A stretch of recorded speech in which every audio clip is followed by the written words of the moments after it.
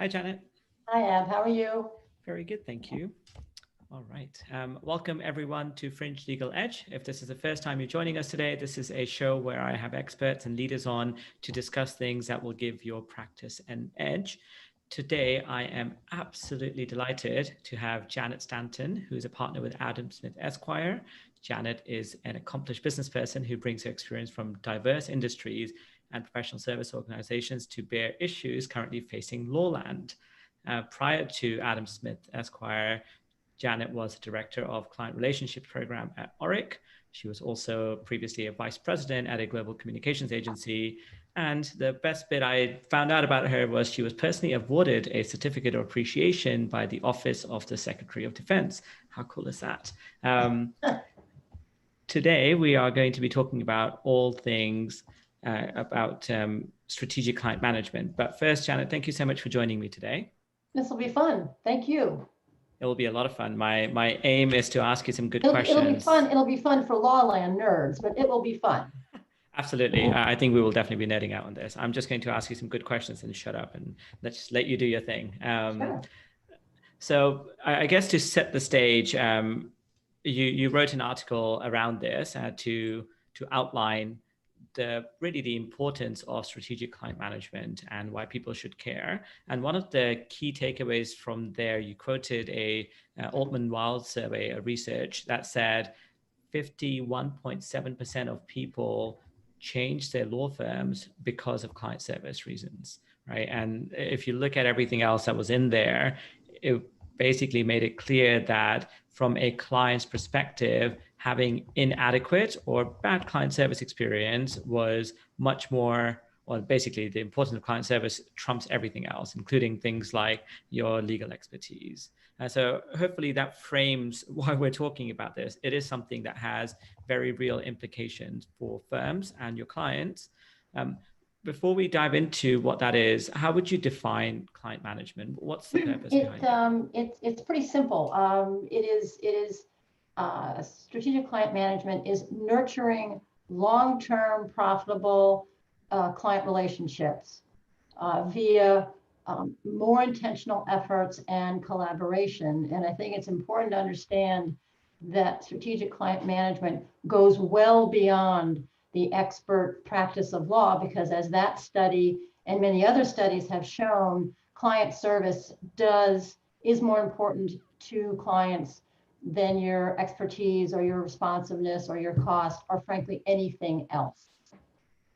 Yeah, and I think looking at past research, and there's been plenty of research done around this, both within law firms in mind and just generally, and the consensus is the same, that if you go and speak to clients, one of the number one things they ask for, especially from law firms, is for them to collaborate and work together. And that has an end result of essentially the client receiving a much better service. Yeah. And actually, it's pretty common in other professional services industries. I spent a good deal of time, and law firms seem to be lagging in that aspect. Yeah, I think you and I, when we briefly spoke about this before, shared our experiences from outside of legal, from past roles, on just how much importance other professions and other verticals give to strategic client management, right? They have very specific teams looking after their key accounts or their key clients, whatever else they label it as. And they have dedicated teams that are there to make sure you understand your client's business almost as well as they understand their business. And sometimes actually in even more depth, because you're able to connect those dots together. Without a doubt. And this is an area where in general, not all obviously, but in general, Lawland has lagged. So I joke that Lawland is actually in a very advantaged position because they are behind the eight ball and they can take learning from other industries and apply it to them. I mean, other learning that has been proven, so they don't have to experiment quite as much. But Lawland has definitely lagged in there, and the clients are increasingly demanding that, and this doesn't sound unreasonable, that two lawyers working on a client should know what each other is doing. That's a pretty low bar, actually. Yeah, very much so.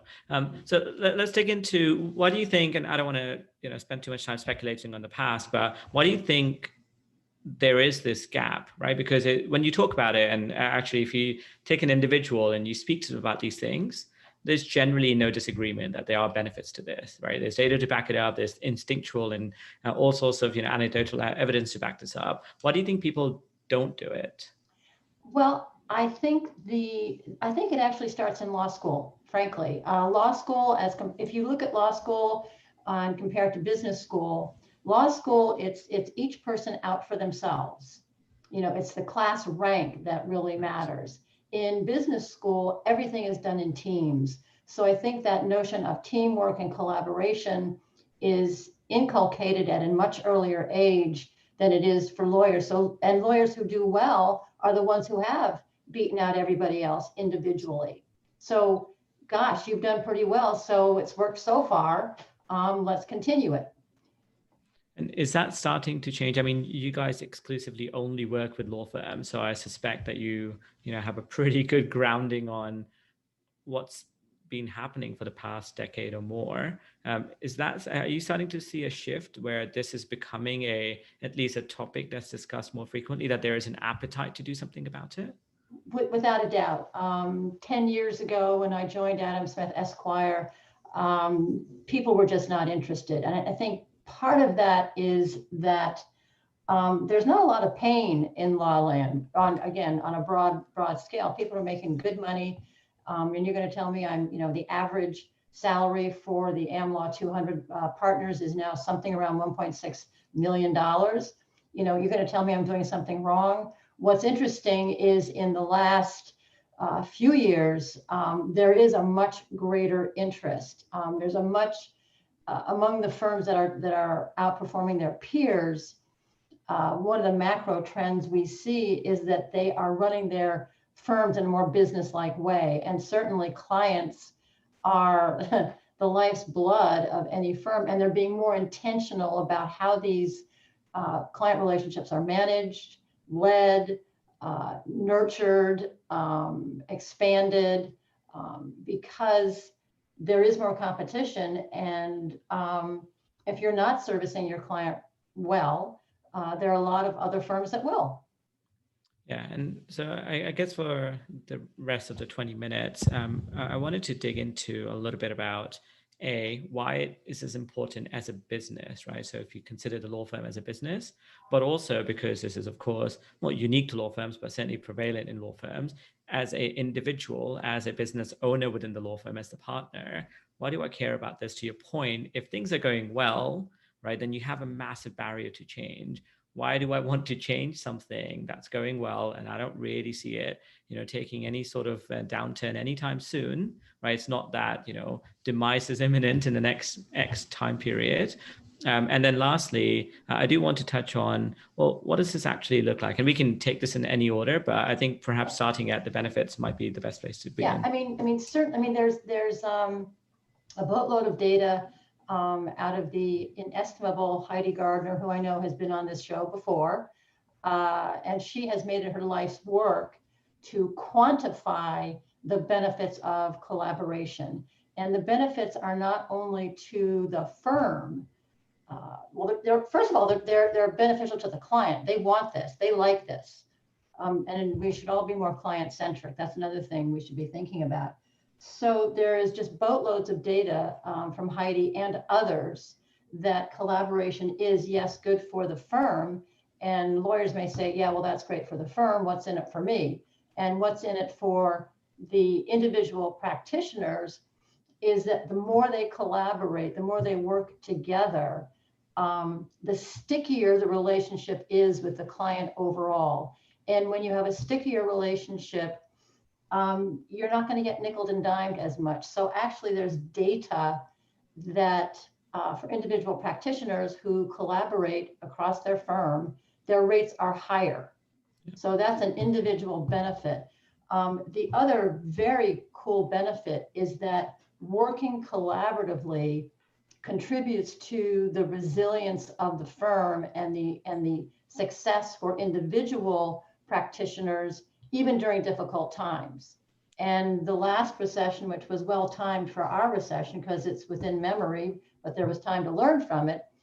The people who were the best collaborators, the top 10% collaborators, really didn't hit a problem at all with the last recession. The next group of about 20% got a little bit of a dip, but they went back.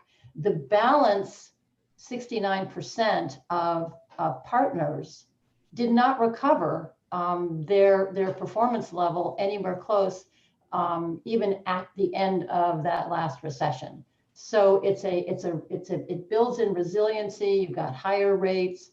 You've just got a more stable firm and a stable life, frankly. Yeah, and for anyone who missed that conversation with Heidi Gardner, I would encourage you to check it out because she gives the view. I mean, we're focusing on law firms today, but she also specifically talks about the view from the in-house side and certainly the client side as well, where in her research, and this was a staggering revelation for me at least, she found that when you are selling discrete services, as if you're one individual selling just one service to a customer or a client, your aggregate revenue will increase incrementally from zero to about, I think it was 180 or 200,000, or maybe $200,000. Whereas if you increase the collaborative efforts, then that goes from zero to close to $1 million for the same client. It's really astonishing. Yeah. It really is amazing. Yeah. And it requires, yes, it does require a mindset shift, but you're not asking to, go in and upend everything. It is more about sometimes doing the simpler things, keep each other notified of what's happening, right? If you are working on the same client account, everyone should be on board with what's going on. No one likes it when you have 20 different people speaking to you and saying 20 different things. Yeah, it seems pretty basic. I think a lot of lawyers will say, well, I'm not a business person. I'm a professional. Well, I have a news flash. You are both. Yeah, very much so. And your other point that you made, and there is again data to support this, that in absence of having some sort of a strategic client management focus, people start talking to you about fees and costs a lot more. When people feel that you are actually serving their needs, they care a lot less about how much you're charging them because they perceive the value received to be much higher as well. Yeah, I mean, let me just expand on that. In the absence of good client service, what is left for the client to focus on except price? Yeah. And therefore you become a commodity, and that's not what any professional wants to be. Yep, very much so. And you talked about being more client-centric. That's absolutely important. You have to, ultimately, you're in a professional services profession for the most part. You have to think of your clients as your asset. That means that, and this is true of almost every single professional services driven industry, you are going to get the most amount of business from existing client base. So if you're not looking after them as best as you can, you are doing both yourself, your firm, and your clients a massive disservice. And it's an important point, right? These are relatively basic things that you learn in business school, and somehow they get missed when you come to a law firm because everyone feels that things are very different. Things are different, no doubt, but the standard laws of business still apply.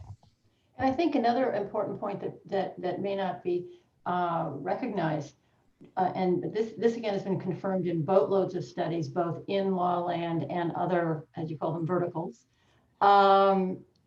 Revenue from existing clients tends to be almost always more profitable than revenue from new clients. So a lot of times there's not glory in expanding a relationship as there is in snagging a new client. That said, it's almost always more profitable business. And what a lot of lawyers don't understand is, not every single dollar of revenue is equal. And you do not put your kids through school or buy your dog's dog food out of revenue, you buy it out of profits. Yeah, that's so important. So if I'm focusing on this, if I'm focusing on creating a plan around this, what are some items that we think about? Are we thinking about teams? Are we thinking about, how do we measure the metrics? Are we thinking about how do we recognize individuals that are doing a good job of this, whatever that means? How do you start thinking through the core elements around this? I think before we get to the core elements, and you touched on some of the key ones, I think there's a very important headset change that has to occur. Managing partners, firm management, exhort their partners to sell, sell, sell. And it usually falls on deaf ears because lawyers hate to sell. That said, lawyers love to serve. So we suggest the mindset of cross-serving versus cross-selling. And this is not just a semantic change. Cross-serving starts with the client's priorities. Cross-selling starts with what the firm wants to have happen, which may not have any importance or value to the client. So if you really understand your client's priorities, their business, as Ab said, almost better than they do, you will know exactly where your firm can help that client.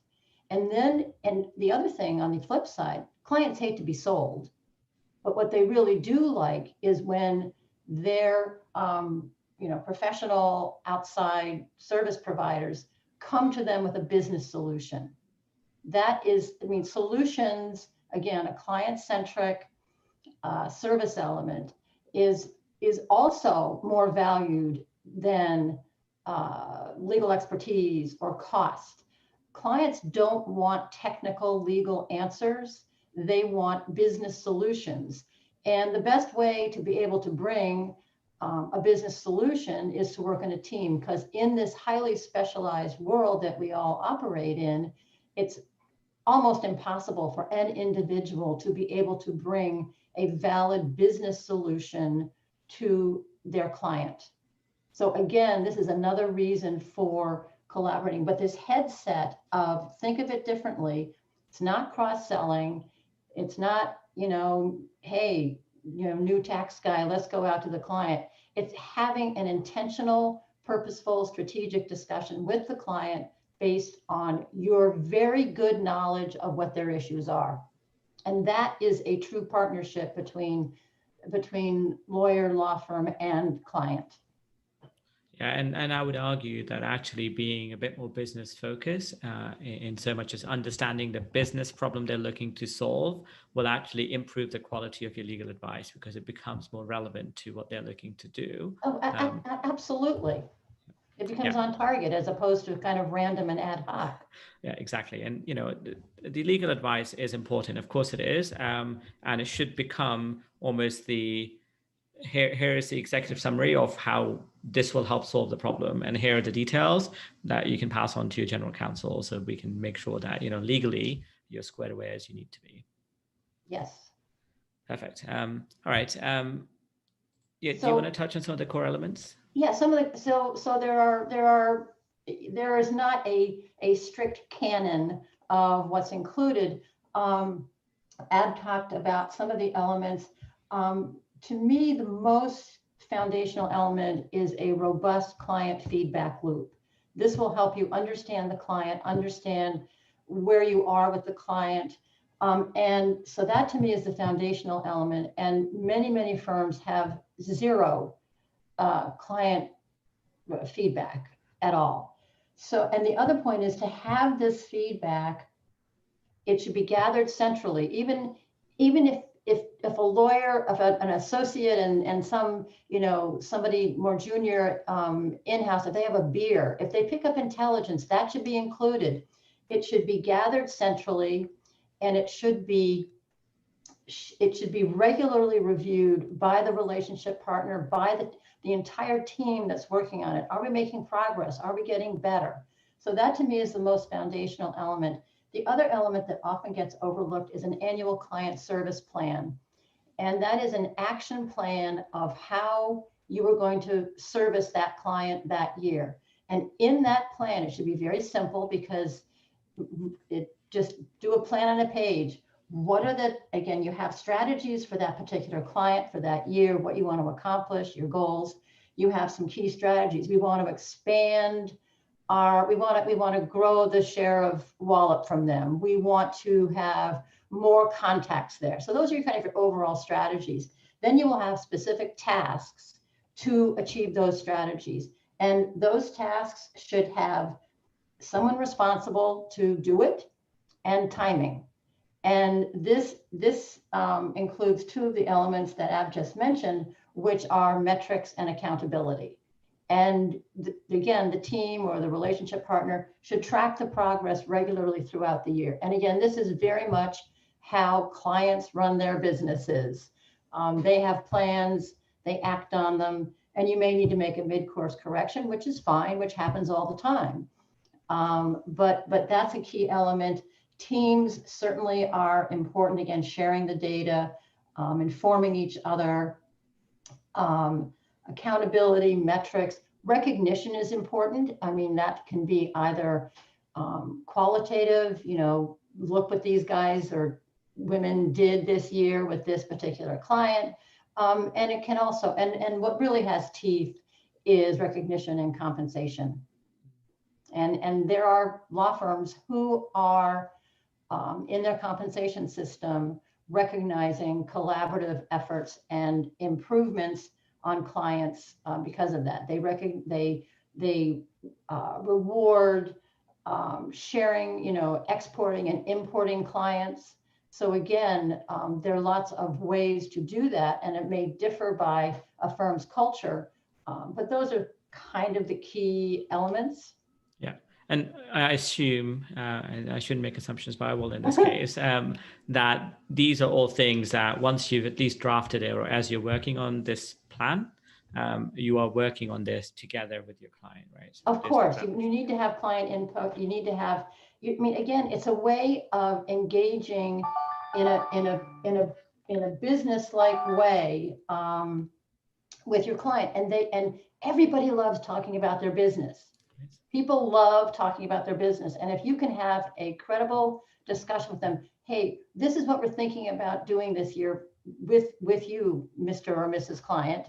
And that's the kind of engagement you want to have with your clients. Yeah, and I'll caveat that. I think everyone loves talking about their business when they don't feel like they're being sold to, right? When Absolutely. They feel like it's a genuine conversation, people will open up. They want to invite you in because guess what? They're working with you, or they want to work with you. And if giving you information means that they receive something that's 2, 5, 10x better, they will happily do that because it only benefits them in the end. Yeah, they are passionate about their business. People live and die for their business. Yeah. So if a smart person can come in and say, hey, we had this idea, and even if they don't necessarily like that particular idea, the fact that you went to the effort, that you thought about them, it may be called business to business, work. It is still people. How can you make your client look good? Exactly. And that works at both an individual and a business level for sure. Yeah. So, as we have about 5 minutes left. One of the things I wanted to cover, because I don't want people to think that this is so new and novel that, we are bringing a brand new idea. I know firms are doing this, and I don't want you to speak about specific firms, but, as you think about this, where firms have executed on this plan, and you sort of touched on some of them, for example, including comp as part of the recognition package.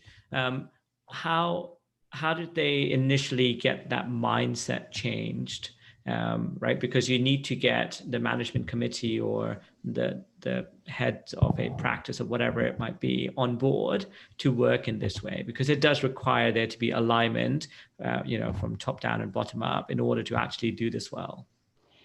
Well, first of all, it's incremental, but it also requires resources. So we recommend that, you cannot expect, individual partners to all of a sudden start doing these things. It has to be a commitment, not just in theory, but it has to be an investment, additional resources, additional business information about the client, financial information. So firms need to invest. And what we always recommend is that firms start with a pilot program. First of all, they're less scary to lawyers than, something firm-wide all of a sudden. It also gives you a chance to learn and see how it will fit in each firm's culture. But we always recommend piloting new initiatives. And then what happens, you obviously you pick the first people who are more amenable towards it.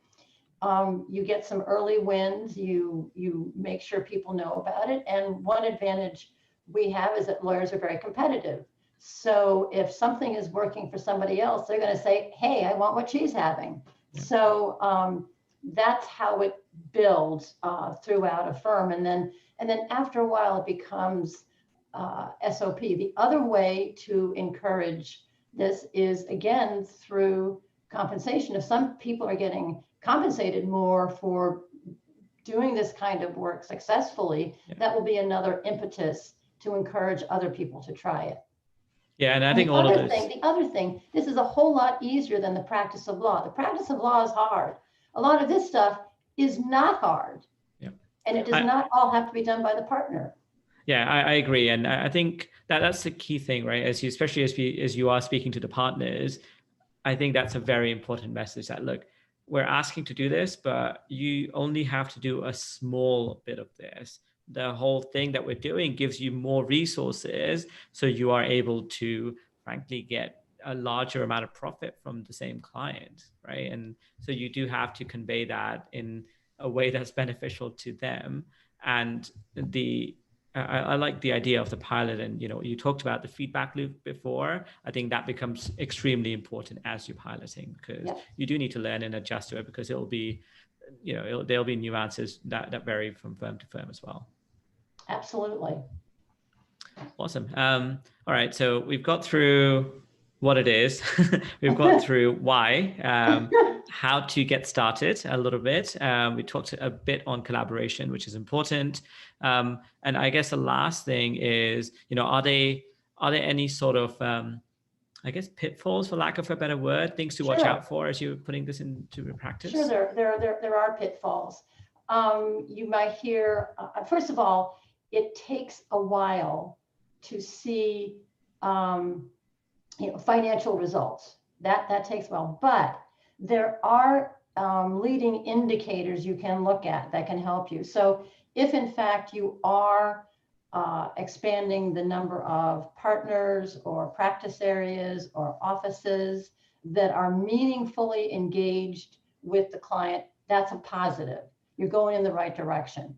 Another leading indicator is we have more contacts, meaningful contacts. That's an important word, at the client. Another leading indicator is that we are getting higher quality work from the client. So again, these can help you understand that you are making progress even before you see, a big financial windfall. And again, it'll be over time. So it does take perseverance.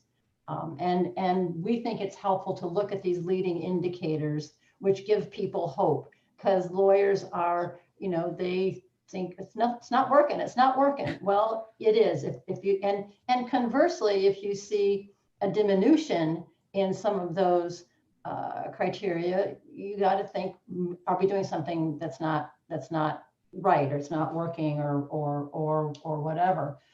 So that's a big one. The other obstacle is firms not resourcing enough. And that's probably where I've seen most attempts at this fail.